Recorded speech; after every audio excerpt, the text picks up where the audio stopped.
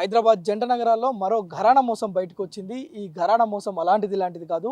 మొత్తం ఎవరైతే సరోగసి ద్వారా అద్దె గర్భాల ద్వారా పిల్లల్ని కనాలనుకుంటారో అలాంటి వారిని నట్టేట ముంచే ప్రయత్నం. డబ్బులకు డబ్బులు వసూలు చేస్తూనే ఎవరైతే మనకు కావాల్సిన వ్యక్తి వీర్యకణాలు కాకుండా ఇతరుల వీర్యకణాలతోటి అద్దె గర్భంలో పిల్లల్ని సృష్టించి ఆ తల్లిదండ్రులను మోసం చేస్తున్న ఘరానా మోసం ఒక్కసారిగా బట్టబయలైంది. ఇది సికింద్రాబాద్లోని సృష్టి ఫెర్టిలిటీ సెంటర్కి సంబంధించిన ఇష్యూ ఇది మొత్తం కూడా.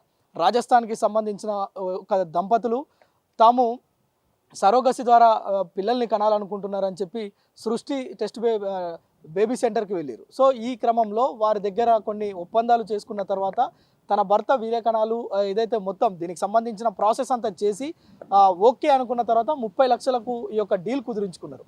సో ఆ తర్వాత ఆ భర్తకు సంబంధించిన వీర్యకణాలు కాకుండా ఇతర వ్యక్తులకు సంబంధించిన వీర్యకణాలతోని అద్దె గర్భం ద్వారా బాబుకు జన్మనించి పేరెంట్స్కి ఇచ్చారు. సో 2 సంవత్సరాల క్రితం జరిగిన ఈ ఘటనకు సంబంధించి లేటెస్ట్గా ఎందుకు బయటకు వచ్చిందంటే, ఎవరైతే సరోగసి ద్వారా పుట్టిన బాబు ఉన్నాడో ఆ బాబు తరచూ అనారోగ్యాలకు పాలవడంతో పాటు అతనికి క్యాన్సర్ ఉన్నట్టుగా ఆ తల్లిదండ్రులు గుర్తించారు. అయితే వాళ్ళ వంశంలో ఎక్కడ కూడా ఎప్పుడు కూడా క్యాన్సర్ అనేది కనిపించలేదు.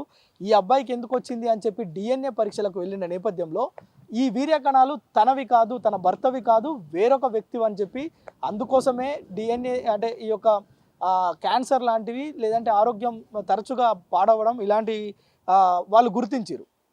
గుర్తించిన తర్వాత 2 సంవత్సరాల తర్వాత నిన్న సికింద్రాబాద్లో ఉన్న సృష్టి ఫెర్టిలిటీ సెంటర్ పైన పోలీసులకు ఫిర్యాదు చేయడంతో పోలీస్ అధికారులు, వైద్యశాఖ సిబ్బంది, అదేవిధంగా ఈ టెస్ట్ ట్యూబ్ బేబీకి సంబంధించిన కొంతమంది నిపుణులు ఆ యొక్క హాస్పిటల్ పైన దాడులు నిర్వహించారు. అక్కడ టెస్టులు నిర్వహించారు. అక్కడ ఉన్న కీలకమైన పత్రాలను స్వాధీనం చేసుకోవడంతో పాటు ఏదైతే సృష్టి ఫెర్టిలిటీ సెంటర్ ఉందో ఈ సెంటర్కి మధ్యప్రదేశ్, గుజరాత్ ప్రాంతాలలో వీళ్ళకు కొంతమంది ఏజెంట్లు ఉన్నట్టు, అక్కడ రెజిమెంటల్ ఏదైతే అక్కడ ఉన్న కొంతమంది స్పెర్మ్టెక్ సంస్థతో ఒప్పందం ఉన్నట్లు, వీళ్ళు కొన్ని ఇలాంటి అవకతవకలకు పాల్పడుతూ డబ్బులు సంపాదించడమే వాళ్ళ ఎజెండాగా ఇలాంటి కార్యక్రమాలు నిర్వహిస్తూ తల్లిదండ్రులను మోసం చేస్తున్నారనే విషయాలు బయటకు వచ్చినాయి.